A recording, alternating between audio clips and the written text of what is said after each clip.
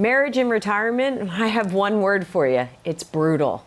It can be brutal. And you would think, after decades of being married, and you slide into retirement, your wonder years, that things will get easier. But for many couples, it gets a lot harder. And today we're going to share with you 5 brutal truths about marriage that some people don't learn until it's too late. And this is from an article that we read on CNBC from Mark Travers, who's a psychologist. He has a website, we'll put the link below, Awake Therapy. It's a wonderful article that just caught our eye. And it actually made us think about our relationship. And while it's only been 15 years, and sometimes it feels like 100, wait, did I? Well, first of all, it's been longer than 15 years, my inside so voice you come blew outside? that one. Did my inside voice come out? We've struggled, and we struggled in our marriage before retirement, but we always blame that on being busy, right? We're so busy. And then all the busy comes to a halt, and we were still struggling in our marriage and really needed some help communicating, some help connecting, some help appreciating, some help in gratitude. Some help listening. If you would listen to me, things would be a lot easier and better, and we wouldn't have to do videos like this. This is not going well. This is going great. You know, we actually got therapy before we even got married. We went to a marriage counselor because I was coming out of a 25-year marriage, and I wanted to make sure this one lasted. And we got great advice 17 years ago, 18 years ago.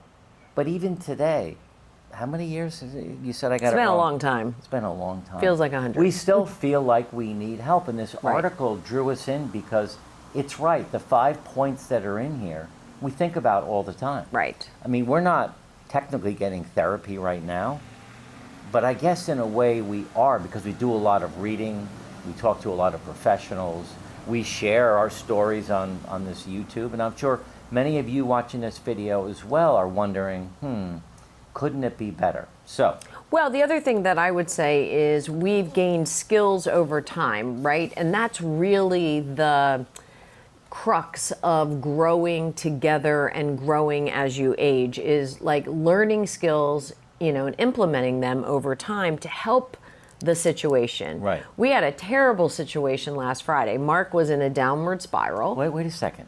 What? We're sharing this to everybody? Yeah. Mark was in a downward spiral. I don't even remember. I don't work on Fridays, so anything that he schedules on Friday, if you schedule something with us on Friday, you're only getting Mark. I worked for 40 years and don't need to work on Fridays. Anyway. You going to get to the point? I came back from the gym and Mark was in a downward spiral.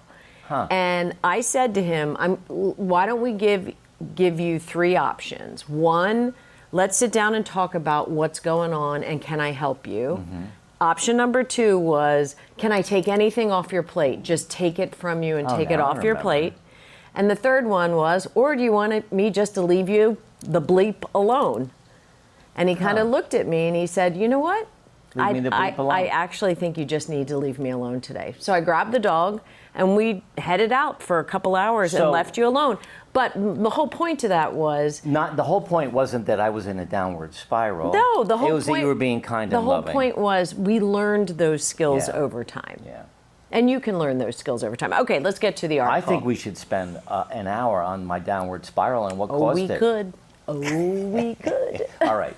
So here is something, a myth that people believe, and he starts off the article, number 1, is love alone isn't enough to hold a marriage together. Now, on the surface, that sounds like, well, it should be, but it's not. You know, even when we say I love you and you're the most important person, and, you know, the Hallmark statements, giving cards and all of that, being in love isn't enough. Is it?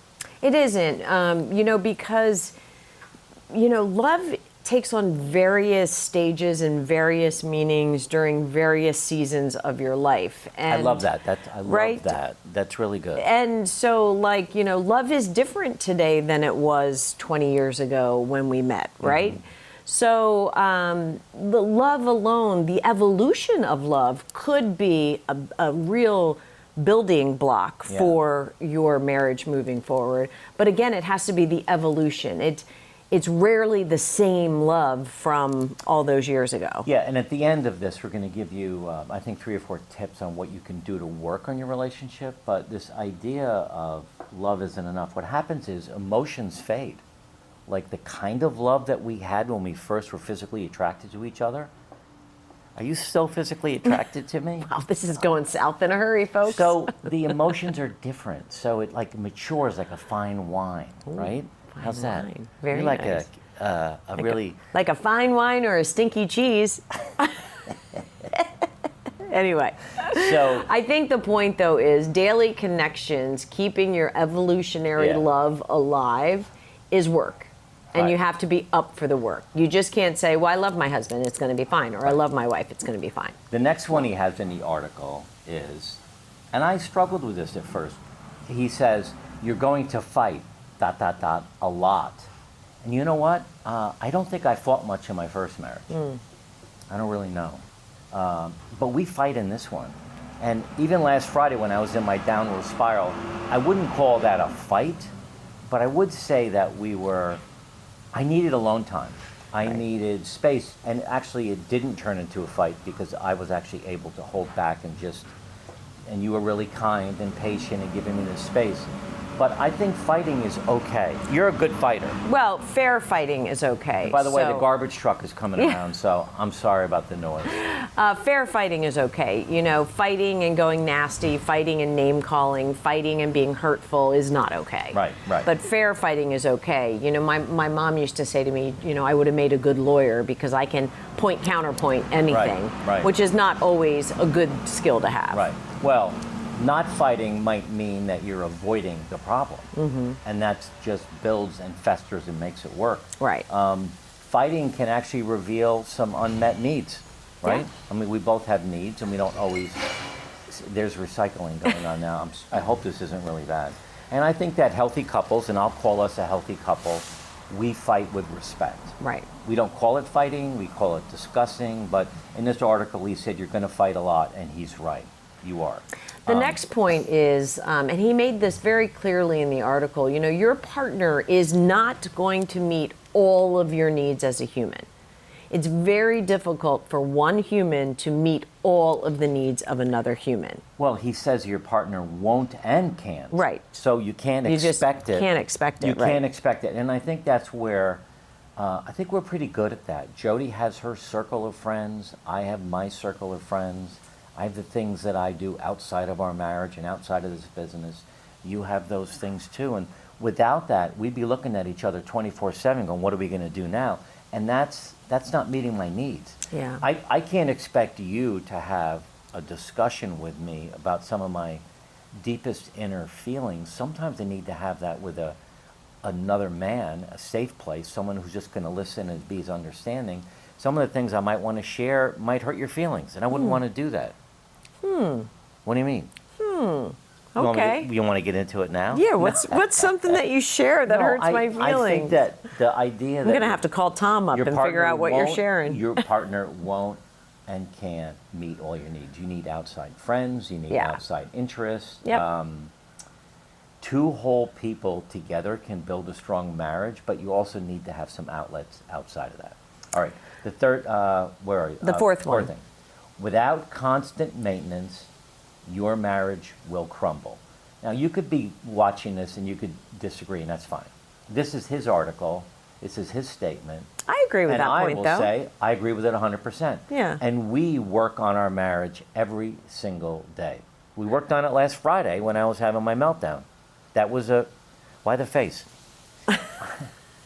Do me a favor, drop in the comments below who makes faces the most during our videos, Jody or Mark? Okay. Okay? Okay. About each other. I think that working on your marriage is so critical and so important. You think about, your connection will fail if you're not investing in it. Yeah, and sometimes you have to schedule time to work on it. I know we do that sometimes, with our morning coffee or whatever we have, happening in the morning before our day gets started. We'll say this is our time to, kind of level set. We use this, 50 plus 50 equals 100. Hey, Mark, where are you? Last Friday, I think you were minus 20, which means Yeah. I had to come up with 120. 120% in order for us to both be at 100, Yeah, right? yeah. So, but some days I'm 40 and you're 60. Yeah. Some days I'm 50 and you're 50. But we So it talk just about depends. We do schedule time to talk about Yeah, it. you have to schedule time together, and you have to schedule time apart. Right. Now, before I forget, there's a document down below, a free download, your retirement toolkit, not retirement, your relationship toolkit. That's a really good accompaniment There you go. to this video. And don't forget, at the end, we're going to give you 3 tips on what you can do to work on your marriage. The 5th one, and this really is what ended my first marriage, is that you both are going to change individually. Now, you might change together, but we're going to change individually and turn into different people. That's why I ended up, my first marriage didn't make it. I had changed so much, and we went through a lot of therapy with our therapist to try to figure out how to get some things that we had in common. The last thing we had in common were our kids, and when they moved out and we were empty nesters, the handwriting was on the wall. We didn't have a lot in common. Right. And that happens a lot. We hear that a lot. We see that a lot. And unfortunately, we have quite a few friends that that's happened to as well. All right, so here's what you need to do. You need to reframe this time in your life that, and this is not from the article, this is from us, that you don't want to focus on how it was. You want to focus on how it is now and how you want it to be and work on that together. And one way to do that is to schedule a weekly check-in. Now, we actually schedule a daily check-in. We have coffee together from 6 to 6:30 in the morning. Right. That's when I come back from the gym, just before Jody goes. And then when Jody comes back, we check in again. And I would say on Sunday afternoon, Sunday mornings, we go a little bit deeper. How are we doing in our 7 pillars? You know, our physical wellness, our mental wellness, our relationship together, our business, our kids. We spend a lot of time talking about our life together and apart. Yeah, absolutely. I mean, every day, but deeper on Sunday, and that kind of goes in conjunction with like meal prep and things that we do together on Sundays. That's usually our together day. Yeah. The other thing you can do, and you want to get a piece of paper and you want to get some pens or pencils and write this down. Start to think about your shared vision. How, did you even create a vision before you retired? Right. But if you didn't, what does it look like now? Start building it. It's not too late. Just start building your life alone, the things that are important to you, the things that are important to you together, so that you're spending good quality time together and some quality time apart. And the last thing is really, the example of last Friday, give each other space. It's a real blessing when someone gives you space because you're struggling or you don't know how to articulate what's going on. That happens to me more than it happens to Mark. He's pretty good at articulating what's going on. I tend to sometimes not even know what's going on, like what's really bothering me, and I need the time and space. And sometimes I'll even call a pause, like I need us to pause on this conversation because I'm not ready to have it. We might need to pause on this conversation because the recycling truck is right out in front of our house and it's going to Happens. get loud in a Everyday second. life. Leave a comment below. Which one of these 5 truths are you struggling with now? Or you have an idea on how others can get through that struggle? And watch this video next. 25 tips for a strong and healthy marriage in retirement.